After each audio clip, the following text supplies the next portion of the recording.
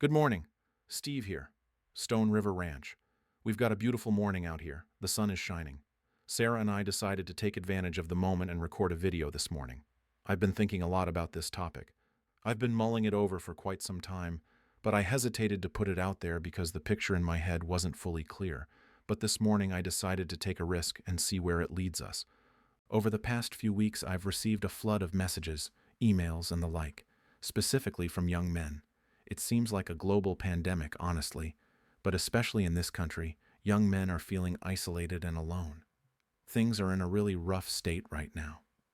Sarah sent me a link to a video where a guy was breaking down the numbers in this country related to suicide, homelessness, and prisons. And the statistics for men in these situations are astronomically higher than for women. Then that same guy started reading comments from women, and it was horrific.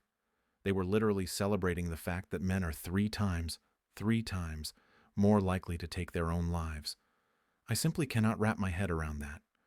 And it's no surprise that decent men in this world pull away from women and say, "Listen, this is just wrong. This isn't going to work." And when that attitude takes over, feminists can't sit there and claim, "We're only about equality." Let me throw a thought your way, ladies. I know I'm going to get a ton of hate for this, and honestly, I don't care. I don't know you, and I'm not afraid of you, okay? If a man is standing here, and you want to be equal, and the only way you can become equal is by banding together and humiliating him, dragging him down to your level, then you are not equal. You are not equal, understand? You are parasites. I'm not going to go deeper into this, or I'll get fired up and start getting sharp. Guys, you feel isolated, alone, and abandoned. What do? It feels like these days it's impossible to find a good woman. But let me tell you right now, they exist. Good women still exist. They come here, we meet them. And there are still genuinely solid women with the right values, who respect themselves and value the men around them. They're just harder to find. So what's a guy supposed to do? Listen, I'm not a psychologist. I'm not trained in this, okay? I'm just Uncle Steve. You sit down with me, have a cup of coffee, smoke a cigar, and say, "Hey man, I don't know what to do." All I can do is share my perspective. Maybe it helps, maybe it doesn't. So let's look at this, guys. Loneliness. What's the answer to loneliness?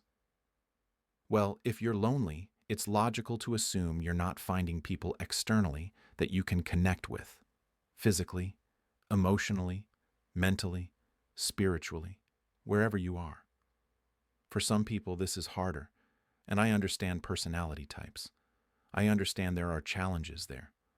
For example, I'm very comfortable inside my own head. I'm comfortable being alone for hours, even days at a time. That doesn't mean I've never felt loneliness, or that I don't feel lonely at times, but it's not acute. It's not something I can't handle. And for me, from what I see, the only companion, aside from God, if you follow God, believe in Him, then you always have a friend closer than a brother. But speaking on the human side, the only companion who will always be with you is you. And I think the first thing we need to do, is bring ourselves to a place where we don't necessarily need another companion right now. You know, in Scripture, when God created Jesus and then looked down at him, He said, "It is not good for man to be alone." That's why He created Eve. Being alone isn't ideal, but it is possible. And sometimes it's better than the alternative. And ladies, the same applies. It's better to be alone than with a bad man. But sometimes we choose less than ideal companions because it's better than having no one. And the reason we can't accept the concept of having no companion is that we're uncomfortable with ourselves as a companion. We don't want to be alone with ourselves, so we come home, sit down, bury ourselves in our phones, turn on the TV, go somewhere, do something. Anything to avoid confronting the reality of being alone with ourselves. So guys, one thing I'd recommend you think about, chew on, and explore is this. Start making yourself a companion you're comfortable with. It might sound a little strange, but if you had a friend, a person you were going to spend all your time with, what would you want from that person? Well, I'd want to spend time with someone honest. That makes sense. I don't want to hang out with someone who lies to me all day, someone who will gently tell me the truth about myself. One of the hardest things for a person is getting to the point where they stop lying to themselves, where they tell themselves the truth. You have to face the reality of who you are. You have to face the reality of what you are, okay? And no one will tell you that the way you can tell yourself. You want to tell yourself the truth, but you want to do it with understanding and forgiveness. I look back at things in my life, and I can't say it was someone else's fault. I can't say I didn't do it. I can't say, well, that's why I did it, so it's okay. I mean, all the way back, our entire lives. So I have to tell myself the truth. Yes, that was not okay. But at the same time, I have to tell myself, you're human, and you fixed it, and you're fixing it, and that's okay. It's okay. Wherever you were in the past, no matter how bad it was, if you're not there anymore, your companion, who is you, should be free to say, it's okay. That was a bad place. That was a bad person. But you're not that person anymore, and you're not in that place anymore. But if you're with yourself and constantly beating yourself up, you're not going to want to spend time with yourself. If I'm sitting here alone by the fire in the evening with coffee and a cigar, constantly tearing myself apart over past failures, I'm not someone I want to be alone with. Does that make sense? All right. You have to build yourself. And the next thing I'd want from a companion is someone who encourages me, someone who sees possibilities in the future, who gently pushes me out of a rut, out of a hole, out of the pen, out of the swamp I'm in, and helps me move forward and do better. You want someone who will cheer you on. Well, if you don't have anyone who will do that, become that person. And again, guys, I'm fortunate. I have Sarah, okay? I have something many of you don't. I have Sarah. But at the same time, I'm very comfortable with myself. Understand? And sometimes if you don't have a Sarah, you are all you have. And you need to encourage yourself.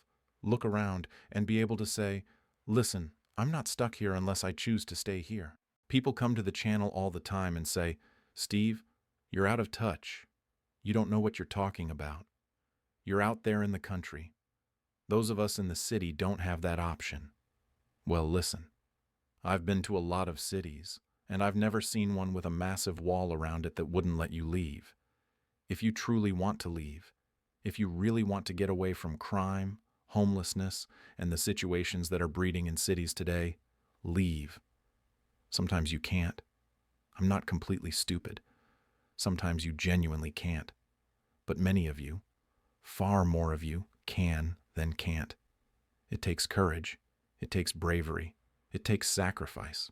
I mean, if I were single and living in some of these cities, reading about politics, crime, homelessness, the cost of living, rent, food prices, and the inability to make it all work, I'd sell everything I could, throw the essentials in a backpack, and walk. I'd sell the car, sell everything.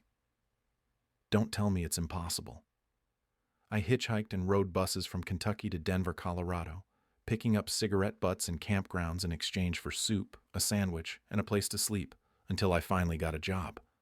That job paid $360 a month, but it included a room in a bunkhouse, and that gave me my start. Don't tell me it's impossible. It takes character, and you need a companion. You need to be that companion who will gently encourage you and give you the courage to take that next step, to do better and be better. I know, guys, I know the physical aspects of relationships. I know they're positive. I know the drive to seek that is hardwired into us. But it's not something we have to have. It's not something we can't survive without. And the hell you go through in these relationships, just to have someone to sleep with from time to time, is not worth the destruction it causes to your soul, your spirit, and your life. It's not worth it. Be your own man. Be your own man. If these feminazis want to burn their own world down around them, let them. You don't have to participate. You don't need their world, and you don't need them. You really don't. I asked Sarah this morning reading through this material. I said, if these women get what they want, Are they going to go lay asphalt on the highway? Are they going to climb those high-voltage power lines and do that work? I'm not saying they can't, but I'm saying they damn sure won't. Are they going to lay sewer lines? Are they going to run into burning buildings and carry people out on their shoulders down the stairs? Here and there, maybe you'll find one. But women in general are not going to do that. And that's fine. It's their choice. They can live how they want. I'm not here to bash women, but I am, completely, sick and tired of this godless, hate-filled movement that is destroying young men in this country. And no one can destroy you unless you allow them to. Understand? Don't allow it. You are a man. Stand up and be a man. Make hard decisions, make sacrifices, make unpopular choices, and become someone who is comfortable in his own skin. And if you are not someone you're comfortable being alone with, that is the one person in this universe over whom you have total power, total authority, and total responsibility to change. Okay? I have no right, desire, or authority to try to change my wife, who she is as a person. I have no right to change anyone but myself. There are people out there I don't like, and if I don't like them, I just leave. I'm 56 years old. I've lived my entire life without that person. I don't need them now, and I have no right or desire to try to change them.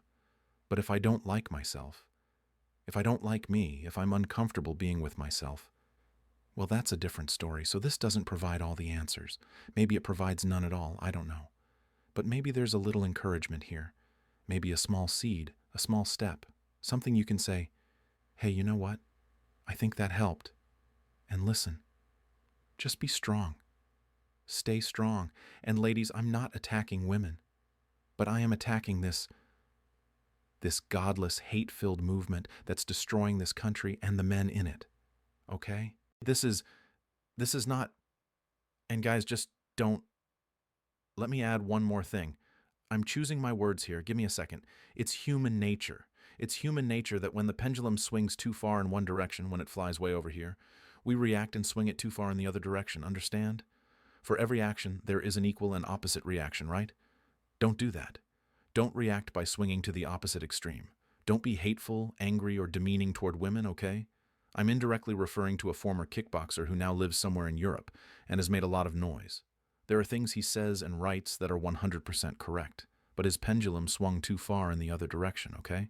And some impressionable young men took it that way. We are not at war, guys. No matter how the other side wants to frame it, we are not at war with women. Understand? We are not at war. Be the warrior in the garden, okay? Stand firm. Be a strong man, be a good man, and just let the world rage around you, all right? I hope this helps, and my heart is with you guys. Anything I can do to help, I'm happy to do. See you next time.